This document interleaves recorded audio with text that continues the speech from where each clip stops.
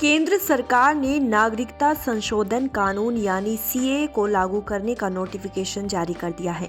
इसके साथ ही अब नागरिकता संशोधन कानून देश भर में लागू हो गया है, लेकिन इस कानून को लागू करने को सियासत गरमा गई है।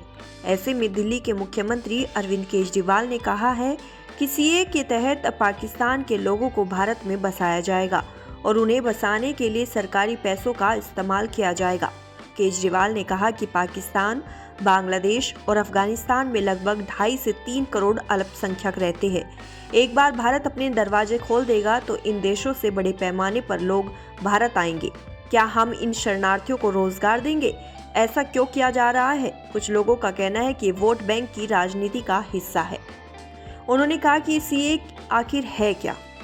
केंद्र की बीजेपी सरकार का कहना है कि पाकिस्तान, अफगानिस्तान और बांग्लादेश, इन तीनों देशों के अल्पसंख्यक अगर भारत की नागरिकता लेना चाहते हैं तो उन्हें नागरिकता दी जाएगी। इसका मतलब है कि बड़ी संख्या में इन देशों से अल्पसंख्यकों को हमारे देश में लाया जाएगा, उन्हें रोजगार दिए जाएंगे, उनके लिए घर बनाए जाएंगे, उन्हें यहाँ बसाया जाएगा।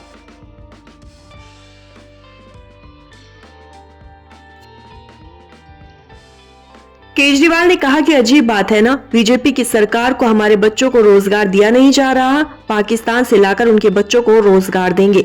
हमारे देश में बहुत सारे लोगों के पास घर नहीं है, लेकिन बीजेपी पाकिस्तान से लोगों को लाकर यहाँ उन्हें घर देगी। सरकार हमारे रोजगार उनके बच्चों को देना चाहती है। देश का जो पैसा हमारे लोगों और विकास पर खर्च होना चाहिए, वो पैसा भारत में पाकिस्तानियों को बसाने पर खर्च किया जाएगा। केजरीवाल ने कहा कि सीएए कानून के तहत भारत आने वाले शरणार्थियों की संख्या इतनी अधिक होगी कि ये 1947 से बड़ा माइग्रेशन सिद्ध होगा। उन्होंने सवाल उठाते हुए कहा कि भारत आने वाले पाकिस्तान के लोग कितने सुरक्षित होंगे। इससे पूरी संभावना है कि चोरी, बलात्कार, डकैती और दंगों की घटनाएं बढ़ेगी।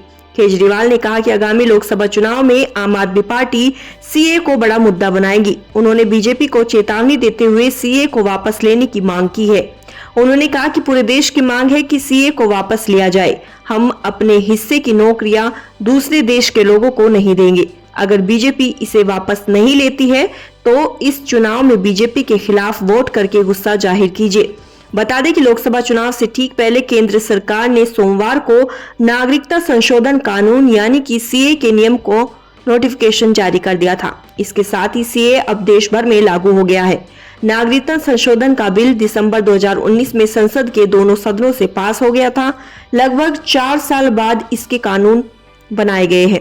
इसके तहत पाकिस्तान, बांग्लादेश और अफगानिस्तान से आए गैर मुस्लिमों को भारतीय नागरिकता देने का रास्ता साफ हो गया है।